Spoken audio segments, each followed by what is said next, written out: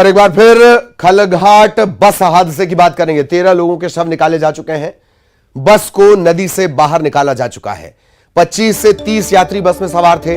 अभी यह स्थिति साफ नहीं है। शुरुआती जो जानकारी है, स्टीयरिंग फेल होने के चलते यह हादसा हुआ।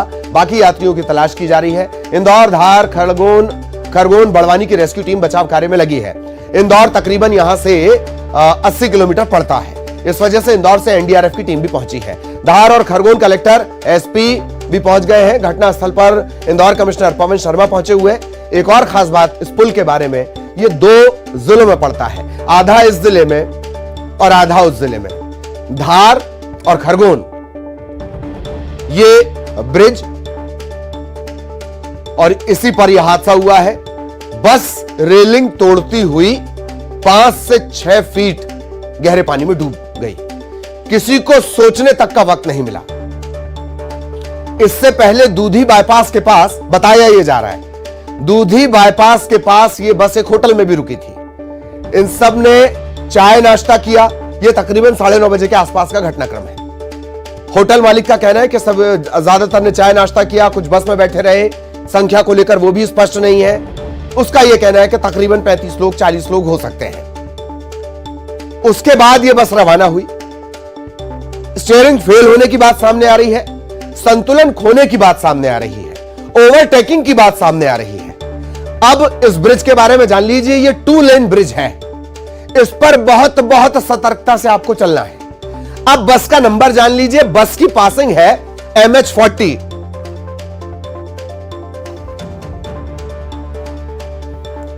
और इस वक्त वीडी शर्मा साहब, बीजेपी प्रदेश अध्यक्ष, वो हमारे साथ जुड़े हुए हैं। शर्मा साहब, दुखद हादसा और यात्रियों की जान भी चली गई है। बहुत दुखद है। पूरा मध्य प्रदेश इस घटना से व्यथित है। भारतीय जनता पार्टी की सरकार ने, माननीय मुख्यमंत्री जी ने और प्रशासन बहुत सक्रियता के साथ SDRF से लेकर के सारी लोग, पूरा सिस्टम वहां लग गया है। लेकिन दुर्भाग्य के साथ, क्योंकि बहुत गहराई में और बहुत ऊंचाई से बस गिरी है, इसलिए बड़ी संख्या में लोग उसमें हताहत हुए हैं।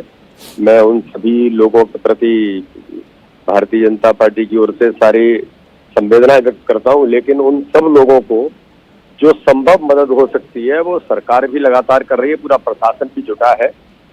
और जो लोग उसमें हताहत हुए हैं, उन सबके प्रति सरकार गंभीर होकर के उनको सबको मदद करने का काम कर रही है। जी शर्मा साहब, एक बात और, MH40 नागपुर के पास वाडी का ये रजिस्ट्रेशन है। महाराष्ट्र गवर्नमेंट से भी लगातार सीएम साहब हालांकि बात कर रहे हैं, तो मदद और ज्यादा बेहतर तरीके से हो पाएगी। देखिए, कोई भी हो, मतलब जो लोग मध्य प्रदेश के लोग उसमें या कहीं के भी लोग उसमें जो है बस के अंदर, और जो हताहत हुए हैं, देखिए मनुष्य तो मनुष्य होता है, वो कहीं से भी हो। लेकिन मध्य प्रदेश के अंदर घटना घटी है तो मध्य प्रदेश की सरकार गंभीरता और संवेदनशीलता के साथ, हम लोग सब जानते हैं कि हमारी सरकार और हमारे माननीय मुख्यमंत्री इस बात को लेकर के बहुत गंभीर और संवेदनशील है। इसलिए जल्दी ही इस पर जो भी संभव मदद हो सकती है वो सरकार, प्रशासन भी कर रहा है, शासन भी कर रहा है, और सरकार भी सब अपनी महत्वपूर्ण भूमिका निभा। जी जी शर्मा साहब, आपके और सीएम साहब के रहते हुए आप लोग इतना तेजी से एक्टिवली काम करते हैं, हम सब ने देखा है। बावजूद इसके पुल का मेंटेनेंस और ट्रांसपोर्ट की व्यवस्थाएं, ये लगातार चुनौतियां बनी हुई हैं अभी मध्य प्रदेश में। गंभीरता से सरकार ने नियम बनाए हैं। सरकार गंभीर है इन मुद्दों पर। तो ऐसी कोई भी बीच में 1-2 बार और इस प्रकार की घटनाएं हुई तो उनको लेकर के भी सरकार ने गंभीरता से निर्णय किया है जी। और मुझे लगता है कि यहाँ भी ऐसी कोई बातें होंगी, लेकिन सरकार इस पर बहुत गंभीर है। और ऐसी चीजें, लेकिन कभी कभी दुर्घटना है तो दुर्घटनाएं हो जाती है, लेकिन जो सावधानी बरतनी चाहिए वो तो जरूरी भी है। और कहीं मैं ये नहीं कहता हूँ कि 100% एक्यूरेसी हो सकती है जी। कहीं कुछ थोड़ा बहुत कमियां होंगी तो उन कमियों को भी ठीक करने का काम सरकार गंभीरता से करती है। नहीं, वही बात है सर कि आपने जैसे कोई इनिशिएटिव लिया या सीएम साहब ने सख्ती दिखाई, उसके बाद तो ट्रांसपोर्ट महकमा पूरा सड़कों पे नजर आता है 1 हफ्ता 2 हफ्ता, इसके बाद वो फिर शिथिल पड़ जाता है। ये दरअसल मैं कहना चाह रहा हूं। ऐसा नहीं होगा और काफी सिस्टम चीजें बहुत अपडेट हुई है, बहुत सारी चीजों में सुधार आए हैं। अगर कहीं, मैंने कहा ना, कहीं कुछ अगर कोई लेकुना अगर छूटा भी होगा तो उस लेकुना को भी ठीक करने का काम करें। बिल्कुल बिल्कुल, यही उम्मीद है। बहुत बहुत शुक्रिया। वी डी शर्मा साहब हमारे साथ जुड़े हुए थे, बीजेपी प्रदेश अध्यक्ष, और उन्होंने यह आश्वस्त किया है कि अगर कहीं कोई लेक है तो उसे दूर किया जाएगा, हर संभव मदद की जाएगी। हादसा है, दुखद हादसा है। परिजनों को उन्होंने ये भी कहा कि उन्हें ईश्वर दुख सहन करने की ताकत दे। अब वापस इस हादसे पर आते हैं। खरगोन और धार, ये दोनों जिलों की बॉर्डर वाला ये पुल है। एक और बात कि इस जगह पर नर्मदा को पार करने के लिए 3 अलग अलग पुल हैं।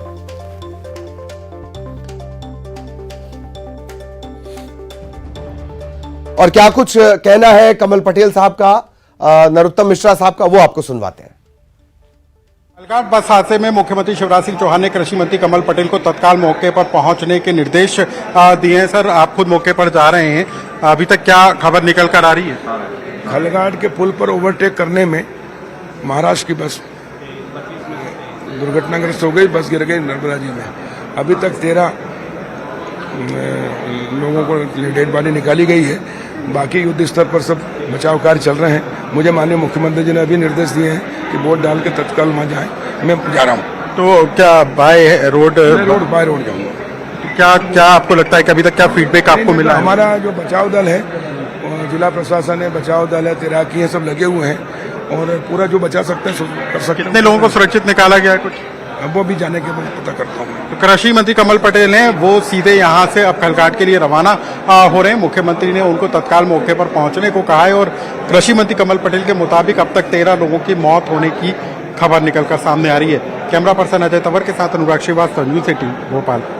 15 लोग जिंदा निकाल लिए हैं। चूंकि पानी का प्रवाह बहुत तेज है और लगभग 12 अभी लोगों के हमारे बीच से जाने की खबर है। दुखद है वो 12 का। ऐसा कयास लगाया जा रहा है कि 50 से 55 लोग उसमें रहे होंगे।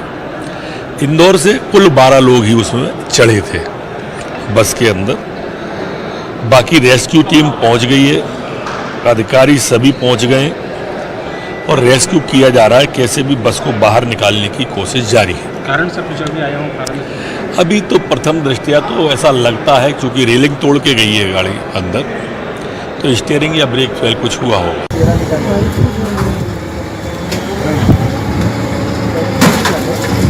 ऑपरेशन की तस्वीरें भी इस वक्त आप देख रहे हैं। बस को निकाल लिया गया, रेस्क्यू करके बस को निकालना पड़ा है। ऊंचाई पर यह पुल है। बस की रफ्तार का अंदाजा आप इसी से लगा लीजिए कि इसने रेलिंग को तोड़ा। रेलिंग के नीचे एक और पॉइंट होता है जो थोड़ा सा ऊंचा होता है, सड़क से ऊंचा, तकरीबन 1 से 2 फीट। उसको पार करके चढ़ी होगी, रेलिंग को इसने तोड़ा होगा। इसी से अंदाजा लगा लीजिए कि बस की रफ्तार 100 किलोमीटर प्रति घंटे से ज्यादा रही होगी। खलघाट में 9 बजे के आसपास पहुंचती, 9 साढ़े 9 के आसपास पहुंचती है ना। इसमें ये अमलनगर डिपो की बस थी जो इंदौर से अमलनगर रोज इसका रूट रहता है। इसमें कुछ 40 के करीबन पैसेंजर भी थे और ड्राइवर और कंडक्टर दोनों अमलनगर से ही है। उनकी डिटेल्स भी आ चुकी है और करीबन 40 के आसपास प्रवासी मतलब पैसेंजर थे। 40 के आसपास पैसेंजर थे। अब देखते धीरे धीरे जैसे डिटेल्स आ रही है, 8-10 लोगों की आई है। जैसे जैसे ये आपने सुना और जैसे जैसे आगे अपडेट होगा वो भी हम आपको बताएंगे। हादसे के बाद की तस्वीर, जब बस अंदर गिरी हुई नजर आती है, नीचे गिरी हुई नजर आती है। कुछ देर बाद की तस्वीर, क्रेन के जरिए इस बस को ऊपर लाया गया, ऊपर खींचा गया। जैसे मैं बार बार जिक्र कर रहा हूं, तकरीबन इस इलाके में नर्मदा को पार करने के 3 पुल हैं। इनमें से एक पुल बहुत पुराना है, अंग्रेजों के जमाने का वो पुल है। सवाल यह है कि धार में जो यह हादसा हुआ, खलघाट में जो यह हादसा हुआ है, अब इस हादसे के बाद से फिर वही बड़े सवाल। हमने आपको तस्वीरें दिखाई, बार बार न्यूज़ 18 आपको चेता रहा है कि मौसम है बारिश का, बहुत सावधानी से आपको चलना है, किसी तरह की होड़ में नहीं रहना है। कुछ वक्त बचाने के चक्कर में, सेकंड बचाने के चक्कर में, मिनट बचाने के चक्कर में, घंटे बचाने के चक्कर में जिंदगी दांव पर लग जाती है। आखिरकार वही हुआ।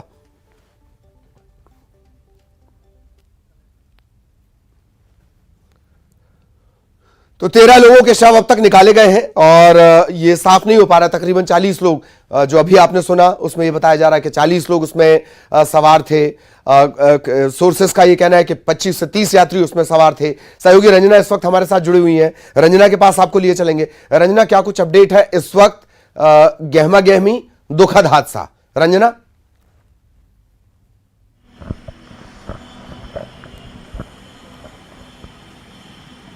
जी ललित, बिल्कुल एक बड़ा हादसा हुआ है धार जिले के खलघाट में, जिसमें करीब 13 लोगों की जान जा चुकी है। और तस्वीरें सभी ने देखी कि कितनी भयावह तस्वीरें हैं, क्योंकि बस जिस तरीके से क्षतिग्रस्त हुई है उससे अंदाजा ये लगाया जा सकता है कि वाकई बहुत भीषण हादसा हुआ है जिसका शिकार 13 लोग हुए हैं। लेकिन जिस तरीके से अभी ललित यहाँ पर बातें निकलकर सामने आ रही थी कि स्पीड एक हादसे की बड़ी वजह हो सकती है, या फिर जो स्टीयरिंग फेल हो सकता है वो भी एक हादसे की बड़ी वजह हो सकती है। लेकिन अभी कुल मिलाकर जो बातें सामने आ रही हैं वो यही बताई जा रही है कि जो स्टीयरिंग फेल हुआ है उसकी वजह से ही ये जो हादसा है वो हुआ है। तो कुल मिलाकर ये जो हादसा है स्टीयरिंग फेल होने की वजह से हुआ है। लेकिन अगर यही देखा जाए कि जो जांच पड़ताल होगी उसके बाद ही जो घटना किस वजह से हुई उस पर स्पष्ट रूप से जो आधिकारिक बयान आएगा तभी कुछ कहा जा सकता है। लेकिन फिलहाल अभी शुरुआती तौर पर यही बताया जा रहा है कि जो स्टीयरिंग फेल हुई है उसकी वही वजह है जो कि इतने बड़े हादसे का कारण बना, जिसमें करीब 13 लोगों की जान चली गई। लेकिन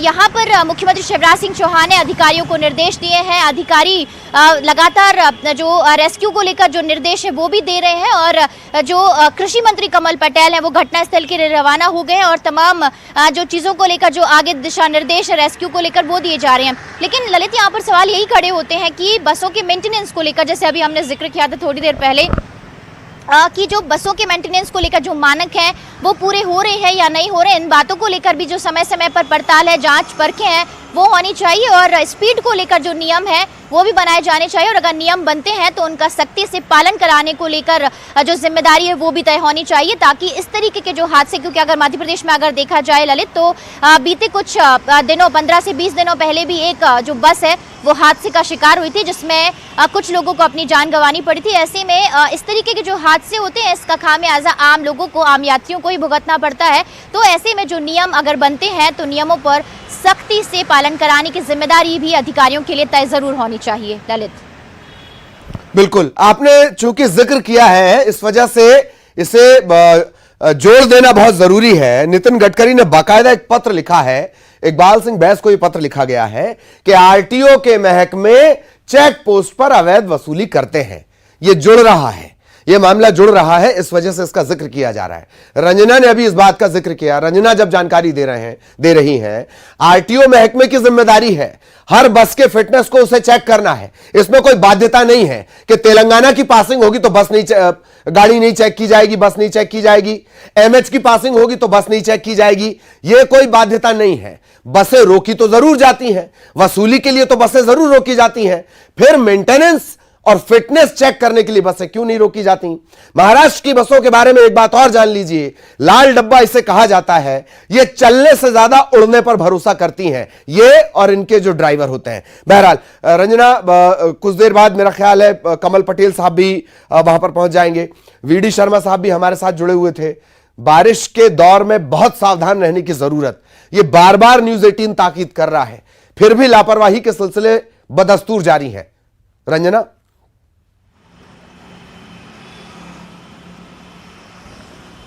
जी ललित, बिल्कुल पूरी सबसे बड़ी बात यही है इस हादसे को लेकर कि मुख्यमंत्री शिवराज सिंह चौहान ने तुरंत जो संवेदनशीलता इस पूरे मामले को दिखाई, अधिकारियों को निर्देश दिए। और दूसरी बात ये भी रही कि जो अधिकारी हैं वो वहां पर मुस्तैद दिखाई दी, और यही वजह है कि जो एनडीआरएफ और एसडीआरएफ की टीमें हैं वो तत्काल वहां पर पहुंची और लगातार जो रेस्क्यू ऑपरेशन है वो किया गया, जिसमें करीब 13 से 14 लोगों को, जो अगर कहा जाए 15 लोगों की जो यहाँ पर बात बताई जा रही, जिनको सुरक्षित निकाल लिया गया। तो इसे मुस्तैदी ही कहेंगे, क्योंकि इस हादसे में तत्काल इतने लोगों को सुरक्षित निकाला जाना और फिर उनको तत्काल इलाज के लिए अस्पताल भेजा जाना, ये मुस्तैदी ही कही जा सकती है। लेकिन दूसरी बात, दुखद पहलू इसका ये भी है कि 13 जो लोग हैं वो इस हादसे का शिकार हो गए। इसमें लापरवाही जरूर इस हादसे को लेकर कही जा सकती है। और मध्य प्रदेश में अगर देखा जाए तो बीते कुछ महीनों से लगातार जो बसेस दुर्घटना का शिकार हुई हैं, उस तरीके के हादसे यहाँ पर जरूर देखने को मिले हैं, जिसमें आम लोगों की जान गई है। ऐसे में ये भी देखा जाता है कि कई बसों के जो फिटनेस सर्टिफिकेट हैं वो एक्सपायरी हो जाते हैं, लेकिन फिटनेस जो सर्टिफिकेट है वो नया नहीं बनाया जाता है। फिर उनको लेकर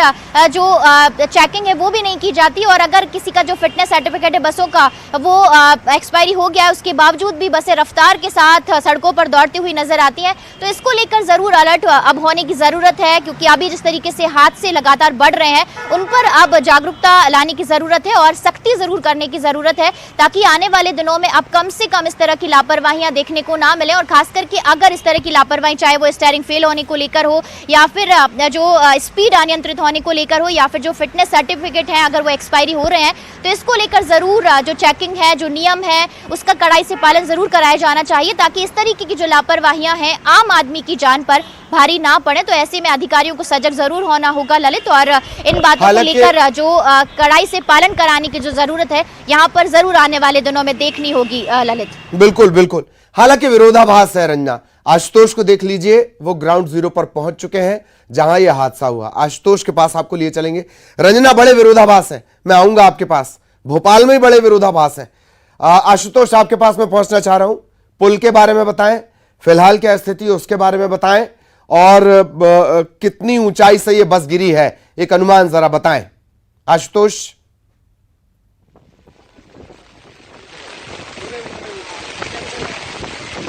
ललित, मैं आपको बताना चाहूंगा, मैं ग्राउंड जीरो पे मौजूद हूँ। ये खलघाट का पुल का नर्मदा को कहा जाता है। आप देख सकते हैं हमारे पीछे किस प्रकार के हादसा। हालांकि यहाँ प्रशासन की टीम, खुद IG Rakesh Gupta, SP Dharmveer Singh, collector Kumar Purushottam, सारे अधिकारी मौके पर पहुंच गए। एनडीआरएफ की टीम पहुंच गई। अभी तक जो जानकारी आ रही है 13 शव निकाल लिए गए। लगातार सर्चिंग अभियान चल रहा है और लगातार जो है प्रशासन का जो अमला है लगा हुआ है और रेस्क्यू अभियान लगातार जारी है। हालांकि अभी जो जानकारी पहले आ रही थी कि 30 से 40 लोग यात्री में सवार है, लेकिन अभी जो वर्तमान में जानकारी मिलती है कि नहीं, 15 ही लोग या 20 लोग ही थे। वो प्रारंभिक रूप से अभी अधिकारियों से हमारी बातचीत नहीं हुई है, लेकिन हम प्रयास है कि वो अधिकारियों से बातचीत होगी और उसके बाद जो है सही आंकड़े सामने आएंगे। कमिश्नर जो है, खुद कमिश्नर इंदौर संभागायुक्त पवन शर्मा वो मौके पर पहुंच गए। आईजी राकेश गुप्ता खुद मौके पर पहुंच गए और लगातार जो है यहाँ पर रेस्क्यू अभियान चल रहा है। ललित, लोगों को सुरक्षित निकाले जाने का दावा भी किया जा रहा था, उसके बारे में भी जरा पूछिएगा।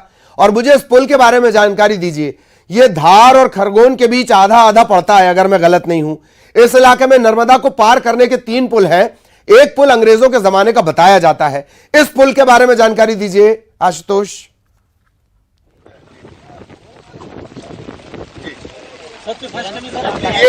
ये खलघाट का पुल है और धार और खरगोन जिले की सीमा पे बना हुआ है। और जो नर्मदा का पुल है, इससे सीधे बस जो महाराष्ट्र के अमरनेर जा रही थी, इंदौर से रवाना हुई थी। इस दौरान ये बस जो है नर्मदा में गिरी है और नर्मदा में गिरने के बाद अनियंत्रित होने की बात अभी सामने आ रही है। मौके पे अधिकारी पहुंच गए। हमारे साथ कुछ ग्रामीण भी मौजूद है, हम उनसे जानकारी लेते हैं कि ये पुल कितना ऊंचा है, किस प्रकार से ये हादसा हुआ, क्या जानकारी है इसकी। ये 2 गाड़ियों की ट्रेन चल रही थी आपस में, एक ट्रक जा रहा था और एक बस चल रही थी। सामने बाइक वाले को बचाने के चक्कर में नीचे गाड़ी गिरी। अभी प्रारंभिक रूप से क्या जानकारी मिली, कितने लोग सवार थे, क्या बताया जा रहा है? 13 लोगों की लाश निकल चुकी है और अभी 1-2 की और निकलने की संभावना है। 13 लोगों की लाश निकलने की बात की जा रही है। आप क्या कहना चाहेंगे, किस प्रकार से ये हादसा हुआ, क्या कहना चाहेंगे? सर, उसका क्या है कि बस इधर से आ रही थी तो उसका एक्सट्रीम पे फेल हुआ है। मौके पे हमने गिरते हुए देखी बस। मैं ललित, अभी अधिकारी भी यहाँ मौजूद है, मैं आपको उनसे बातचीत कराना चाहूँगा। आप लगातार हमारे साथ मौजूद हैं और हम बात कराना चाहूँगा। एसपी साहब खुद मौजूद है, धर्मवीर सिंह यादव, उनसे मैं बातचीत कराना चाहूँगा। सर, ये किस प्रकार से आपका हुआ और अभी तक कितनी लाशें निकाल ली? हमारी एसडीआरएफ की टीमें हैं, ऑपरेशन चल रहा है। द्वारा निकाली जानकारी है उसमें हमारे इंदौर से बैठे थे, प्राइमरी इंफॉर्मेशन बैठे होने की कंफर्म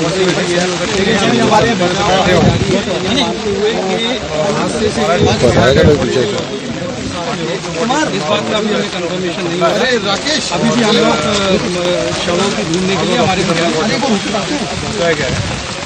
करा रहे हैं। एसपी जिनका ललित आप सुन सकते हैं। ये एसपी धर्मवीर सिंह थे, जिनका सीधा साफ कहना है कि करीब 15 सवारी थी और 13 लोगों के शव निकाल दिए गए। हालांकि उसके बाद भी प्रशासन पूरी सतर्कता बरतता है। मौके पे गोताखोरों को बुलाया गया और लगातार उनको यहाँ से मतलब सर्चिंग कराई जा रही है और लगातार ये अभियान ललित जारी है। जी ललित। बिल्कुल आशुतोष, शुक्रिया आपका। आप लगातार नजर बनाए रखें, आगे भी आपके जरिए अपडेट हम अपने दर्शकों तक पहुंचाएंगे। रंजना हमारे साथ बनी रही। रंजना, आपका भी बहुत बहुत धन्यवाद। और रंजना भी लगातार अपडेट बता रही थी। एक तरफ आप ग्राफिक्स भी देख रहे हैं किस तरीके से, मैंने एक विरोधाभास का जिक्र किया, कितना बड़ा विरोधाभास है कि एक तरफ कहा जा रहा है कि हमने इतने लोगों को सुरक्षित बचा लिया गया, परिवहन मंत्री साहब का कहना है कि नहीं सुरक्षित तो अभी कोई नहीं निकाला गया है, 13 लोगों के शव निकाले गए हैं। एक और बात वो कहते हैं कि रेलिंग टूटी होने के चलते हादसा हुआ। तस्वीरों में नजर आ रहा है कि रेलिंग टूटी हुई नहीं थी, रेलिंग टूटी है इस बस की टक्कर से।